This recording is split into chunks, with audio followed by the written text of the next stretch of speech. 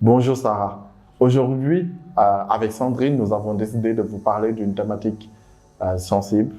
Comme vous le constatez, nous vivons dans une société de plus en plus numérique et de plus en plus digitale. Les internautes, ils se trouvent en vivant sur des plateformes en ligne et ont amené toute la violence qui existait dans le monde physique, dans le monde réel. Il se trouve même que parce que ces internautes sont cachés derrière des écrans, la violence en ligne amplifie très largement les violences physiques que l'on a pu constater dans le monde réel. Un des phénomènes les plus illustratifs de ces violences numériques est le cyberharcèlement.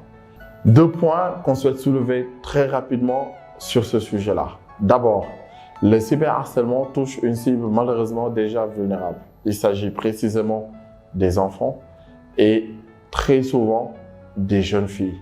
Et le second point, c'est qu'aujourd'hui, ces violences numériques, notamment de cyberharcèlement en l'occurrence, vont avoir des répercussions négatives dans la vie de ces jeunes-là.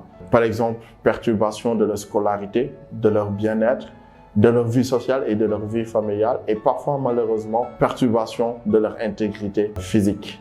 Je vais laisser maintenant la parole à ma collègue Sandrine Lemar, sociologue, qui va développer davantage sur ce sujet-là. Le constat que l'on peut faire aujourd'hui sur nos sociétés, c'est assez malheureux d'ailleurs, c'est de constater qu'elles sont de plus en plus violentes.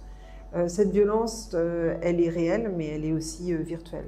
Tout le monde n'est pas sain dans le digital et souvent le digital permet à des personnes qui pensent, en étant cachées derrière un écran, pouvoir harceler d'autres personnes. Je pense en particulier aux jeunes femmes, aujourd'hui victimes de ce qu'on appelle le revenge porn. Cette pratique qui consiste en fait à véhiculer et à diffuser des vidéos compromettantes sur des personnes qui deviennent du coup victimes d'harcèlement. Ce harcèlement peut prendre différentes formes. On peut être harcelé justement dans le sens où on peut nous dire qu'on va distribuer nos vidéos et nos photos à tout le monde.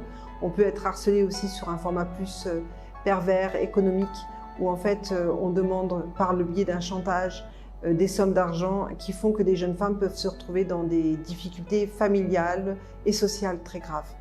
On doit veiller aujourd'hui, et l'État sénégalais met en place de nombreux outils pour que justement nous puissions retracer le parcours de ces harceleurs en ligne.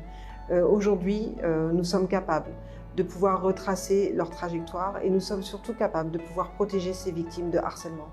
Donc le conseil à donner d'abord, c'est encore une fois veiller à ce qu'on éduque nos enfants au numérique, qu'on éduque aussi notre société de façon générale et qu'on invite les personnes victimes à porter plainte.